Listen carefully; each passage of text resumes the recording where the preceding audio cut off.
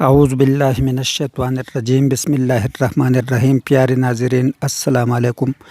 بختروان حساس ایک بار پھر آپ کی خدمت میں حاضر ہے۔ پیارے ناظرین، آج ہم جسٹس وقار احمد سیٹھ نے جنرل مشرف کو جو سزا سنائی ہے اور جس پر ملک میں مختلف قسم کے تبصرے ہو رہے ہیں اور لوگ کہہ رہے ہیں کہ اگر مشرف کو پھانسی ہوئی تو یہ مشرف کے ساتھ زیادتی ہے، پاکستان آرمی کے ساتھ زیادتی ہے۔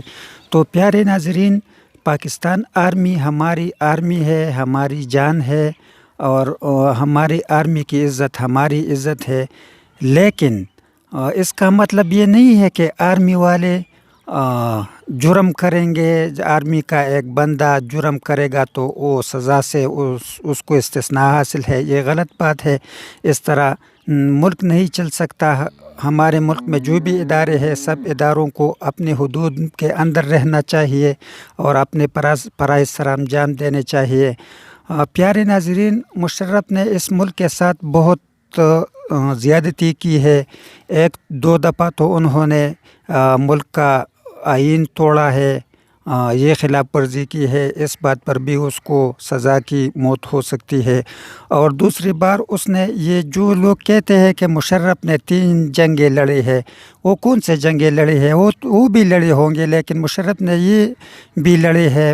باجوڑ ایجنسی میں ڈماڈولا کا جو مدرسہ تھا اس پر مشرف نے بمباری کی تھی، ایک جنگ تو یہ اس کا ہو گیا۔ دوسرا اس نے لال مسجد کو شہید کیا، اس میں معصوم بچیوں کو جلایا گیا، دوسرا جنگ مشرف نے وہ کیا۔ تیسرا جنگ اس نے پرامن بلوچستان میں تقریباً امن آیا ہوا تھا اور اس نے بوڑھے اکبر بگٹی کو مار کے پھر بلوچستان کو انارکی کی طرف دھکیل دیا۔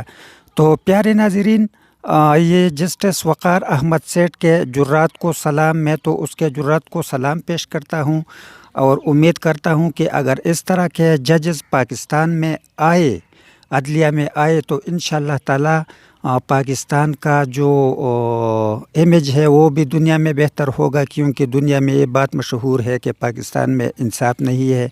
تو اس فیصلے سے انصاف کا بول بالا ہوا ہے۔ اور بڑی بات یہ ہے کہ اگر مشرف کو پھانسی نہ بھی ہو جائے تو بھی یہ جسٹس وقار احمد سیٹھ نے جو فیصلہ دیا ہے یہ بھی بڑی بات ہے۔ ایک روایت چل پڑی ہے کہ پاکستان میں جو زوراور ہے، جو مضبوط ہے، اس کو سزا نہیں ملے گا اور کمزور کو سزا ملے گا۔ تو یہ اللہ تعالیٰ کا کرم ہے کہ آج ایک طاقتور کو بھی سزا ملا ہے۔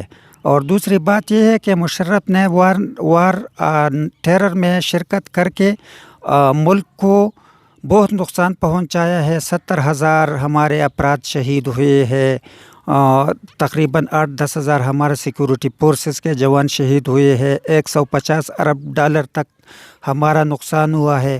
اور اس نے 4,000 بندوں کو امریکہ پر بیچا ہے، اس نے قوم کی بیٹی عافیہ صدیقی کو بیچا ہے۔ تو میں سب جرنیلوں سے، سب بڑوں سے یہ پوچھنا چاہتا ہوں کہ جو کچھ مشرف نے کیا وہ تو کہتے ہیں کہ نیشنل انٹرسٹ میں کیا۔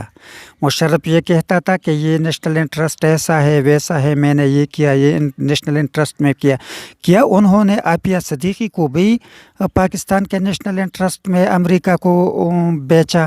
کیا انہوں نے 4,000 پاکستانیوں کو بھی نیشنل انٹرسٹ میں امریکہ کو بیچا یا اپنے لیے پیسے ان سے لیے؟ کیا باجوڑ کے ڈماڈولا کا جو مدرسہ پر اٹیک ہوا، کیا وہ بھی نیشنل انٹرسٹ میں تھا؟ کیا لال مسجد پہ جو اٹیک ہوا، کیا وہ بھی نیشنل انٹرسٹ میں تھا؟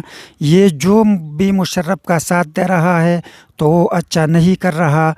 خدا کے لیے میں آپ لوگوں سے یہ درخواست کرتا ہوں، پاکستان کے بڑوں سے، کہ مشرف کا دفاع چھوڑ دو۔